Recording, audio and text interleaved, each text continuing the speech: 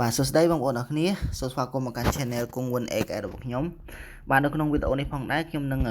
បង្ហាញនិងបង្រៀនបងប្អូនអំពីរបៀបបង្កើត Wallet Metamask បាទហើយ Wallet មួយនេះផងដែរគឺយើងអាចប្រើប្រាស់សម្រាប់ទុកកាក់ជាច្រើនបាទហើយនឹងយើងអាចធ្វើការ swap កាក់ថ្មីជាច្រើនបានផងដែរបាទអញ្ចឹងដើម្បីបង្កើត Wallet នេះបានដែលមានសុវត្ថិភាពប្រើប្រាស់បានយូរ security នោះគឺសូមបងប្អូនធ្វើតាមវិធីខ្ញុំដូចតទៅបាទដំបូងបងប្អូន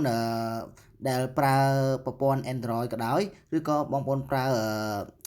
iOS ក៏ដោយបាទអញ្ចឹងបងប្អូនអាចចូលទៅកាន់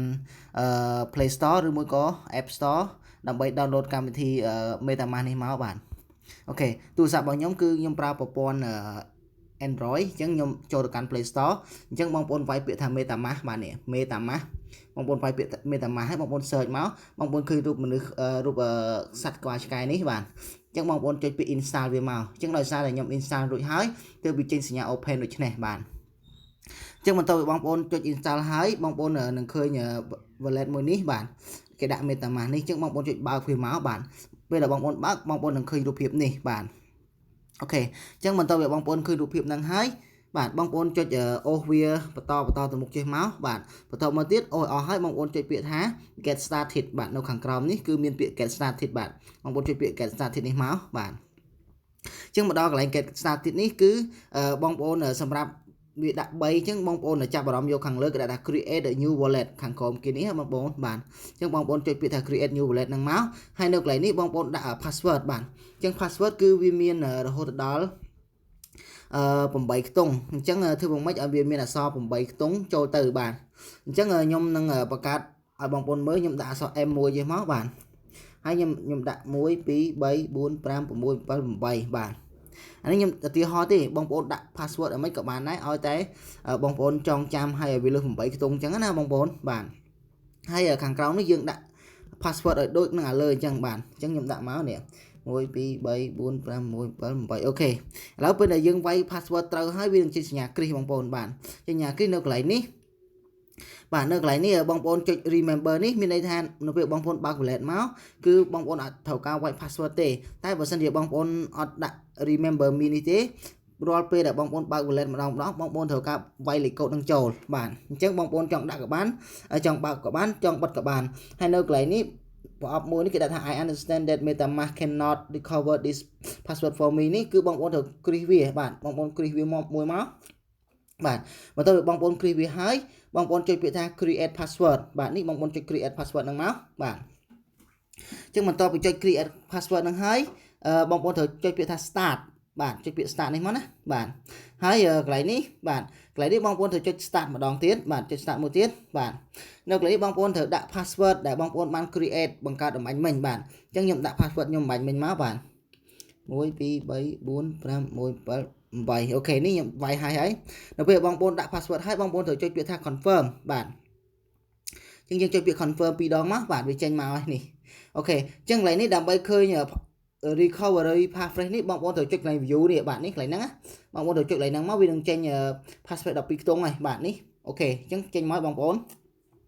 សូមបញ្ជាក់បងប្អូនថា password 12ខ្ទង់នេះពិតជាសំខាន់មែនទែនបងប្អូនហាមឲ្យបាត់បាទហើយហាមទុកវានៅកន្លែងណាផ្លេផ្តាឬក៏បងប្អូនហាម store នៅ online ដាច់ខាតតែម្ដងបាទអញ្ចឹងបងប្អូនត្រូវយកប៊ិចយកกระดาษឬក៏យកសៀវភៅបាទកត់វាទុកឲ្យសម្ងាត់បំផុតបាទទុកកន្លែងមួយដែលមានសុវត្ថិភាពបំផុតបាទនេះ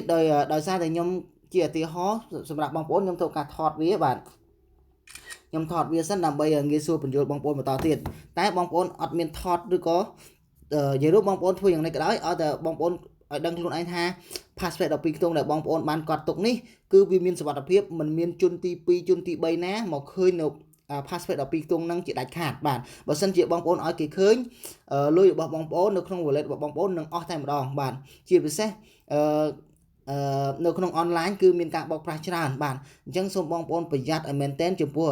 password 12ខ្ទង់នេះបាទខ្ញុំសូមហាមឲ្យហាមទៀតព្រោះយ៉ាងណាកុំឲ្យមានគេឃើញឬមួយក៏ឲ្យ password 12ខ្ទង់នេះទៅគេបាទអូខេឥឡូវបងប្អូនបានកត់ទុកយកกระดาษយកសភៅអីកត់ទុកធំទៅហើយ password 12ខ្ទង់ហ្នឹងអញ្ចឹងបងប្អូនចុចពាក្យ continue មកបាទបងប្អូនទៅចុចកត់តាមលេខរៀងណាបាទចុចពាក្យ continue បាទមកដល់កន្លែងនេះវានឹងឲ្យយើងវាយ password ពីលេខ1ដល់លេខ12 ឲ្យត្រូវនៅតាមលេខរៀងរបស់វាដែលបងប្អូនបានកត់ទុកហ្នឹងបាទអញ្ចឹងលេខ1 hybrid បាទលេខ1 hybrid លេខ2 glory បាទលេខ3បាទ home បាទបងប្អូនកត់ទុកបងប្អូននឹងដឹងហើយបាទលេខ4 mercy បាទលេខ5 repeat បាទលេខ6 egg បាទហើយលេខ7 gown បាទgown លេខ8 emerge បាទលេខ9ចាំបាទលេខ10 coppin បាទលេខ11 lizard បាទលេខ12 leopard អូខេនៅពេលដែលបងប្អូនវាយត្រូវរបស់វាទាំងអស់ចឹងហើយវានឹងចេញ success បាទអញ្ចឹងនៅបន្ទាប់ពីចេញ success បងប្អូនចុចពាក្យថា complete បាទនេះចុចពាក្យ complete នេះមកបាទបន្តមកទៀតវាដាក់ថា congratulation បាទអបអរសាទរយើងបង្កើត wallet បានសម្រេចហើយបាទបន្តមកទៀតបងប្អូនចុចពាក្យថា done បាទនេះចុចពាក្យថា done ហើយបងប្អូនចុចពាក្យថា agree បាទនេះ I agree បាទនៅពណ៌ QQ ហ្នឹងអូខេនេះគឺជា wallet របស់បងប្អូនហើយបងប្អូនចុចពាក្យថា no send នេះមួយមកហើយបាទនេះបងប្អូននេះគឺជា wallet របស់បងប្អូនបាទអញ្ចឹងនៅពេលបងប្អូនបង្កើត wallet បានហើយបាទអញ្ចឹងបន្តមកទៀតបងប្អូនអាច add token អីផ្សេងចូលទៅកាន់ wallet ហ្នឹងដោយគ្រាន់តែបងប្អូនចុចលេខ add token នេះបាទអញ្ចឹងឧទាហរណ៍ឲ្យមើលបងប្អូនត្រូវការ add token FTM មួយបាទដែល FTM ហ្នឹងយើងនឹងធ្វើការយកកាក់ FTM ហ្នឹងយកទៅ swap កាក់ SIPA Quantum បាទទាំងអស់គ្នាបាទអញ្ចឹងនៅក្នុងវីដេអូមួយនេះខ្ញុំគ្រាន់តែបង្ហាញអំពីរបៀបបង្កើត wallet សិនបាទវីដេអូក្រោយខ្ញុំនឹងបង្ហាញតាម step បន្តទៀតបាទហ្នឹងហើយបងប្អូនអញ្ចឹងបងប្អូនចុចកន្លែង add token នេះមកបាទហើយបងប្អូនវាយពាក្យថា FTM បាទ FTM បាទនេះបងប្អូននឹងឃើញ Quantum បាទ FTM ហ្នឹងបងប្អូនចុចលើ FTM ហ្នឹងមកបាទហើយបងប្អូនចុចពាក្យថា add token បាទនេះ add token នេះមកបាទនេះគឺ FTM ចេញមកហើយបងប្អូនអញ្ចឹងនៅពេលដែលបងប្អូនទិញកាក់ FTM ពី Binance មកបាទទិញកាក់ FTM ពី Binance មកបងប្អូនក៏ចុចលើ FTM ហ្នឹងមកហើយបងប្អូនចុចពាក្យថា receipt បាទនេះចុចពាក្យ receipt បងប្អូននឹងឃើញ address បងប្អូនអាចចុច copy address ហ្នឹងមកបាទនេះបងប្អូនចុច copy address ហ្នឹងហើយបងប្អូនយកទៅផាសឲ្យបាញ់ address បាញ់វាបញ្ចូលមកបងប្អូននឹងឃើញកាក់ហ្នឹងហើយបាទ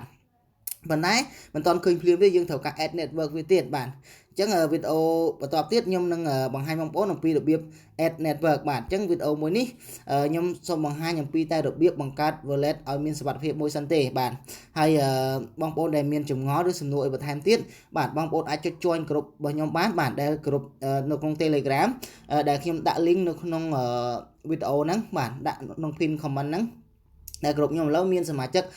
1224នាក់បងប្អូនអាច join free បាទសិក្សាបន្ថែមរៀនអំពី cryptocurrency នេះបាទបងប្អូនមានចម្ងល់អីបងប្អូនអាចឆាតសួរបាននៅក្នុងក្រុមឆាតមក admin ក៏បានហើយជាពិសេសទៀតនោះបាទបងប្អូនលំបាកថាតើគួរតែទិញ Bitcoin USDT Ethereum បាញ់ណាបាទបងប្អូនអាចតាក់ទងមកខ្ញុំបានបាទបងប្អូនអាចទិញអាចលក់ដែលមានសុវត្ថិភាពបំផុតបាទនៅក្នុងក្រុមហើយក្នុងក្រុមមួយយើងនេះផងដែរគឺមានបងប្អូនជាច្រើនបាទគាត់បានទិញលក់ជាមួយខ្ញុំយ៉ាងសុវត្ថិភាពបាទអរគុណច្រើនបងប្អូនអរគ្នាសម្រាប់តាមដានទស្សនាវីដេអូមួយនេះបាទជួបគ្នាវីដេអូក្រោយអរគុណបាយបាយ